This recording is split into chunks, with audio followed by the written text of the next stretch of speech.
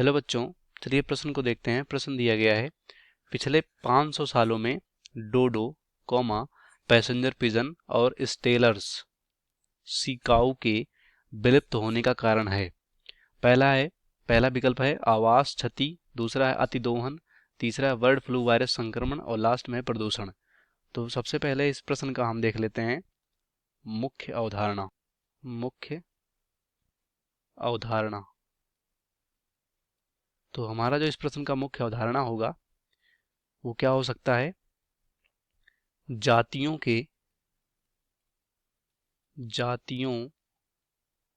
के विलुप्त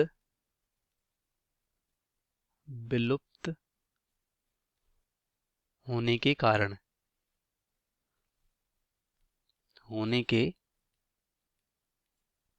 कारण तो देख लेते हैं। तो बोला गया है डोडो, तो सबसे पहले डोडो के बारे में समझ लेते हैं। डोडो तो डोडो यहाँ पर जो मॉरिशस द्वीप है, यानी हम अगर बात करें मॉरिशस द्वीप पर पाया जाने वाला ये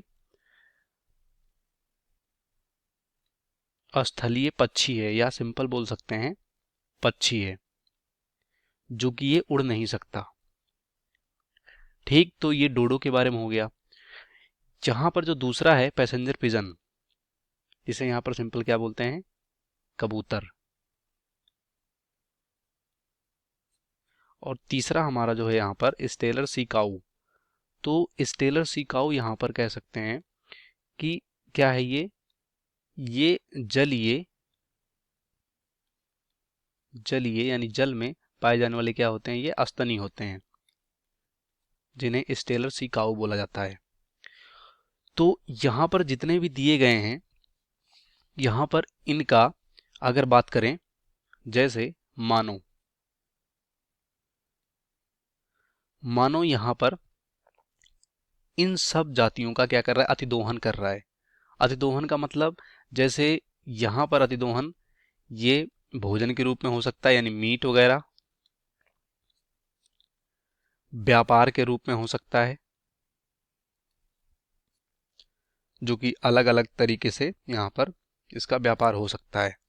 तो इन कारणों से जो मानव है, इन कारणों से यहाँ पर इनका क्या कर रहे हैं, अतिदोहन कर रहे हैं।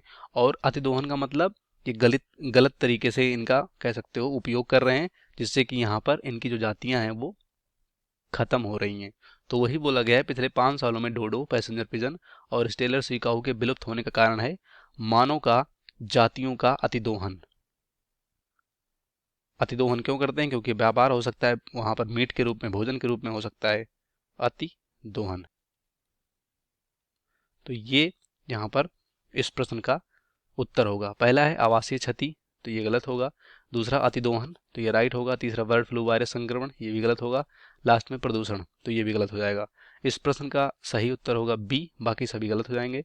उम्मीद करते हैं आपको प्रश्न समझ में आया होगा। धन्यवाद।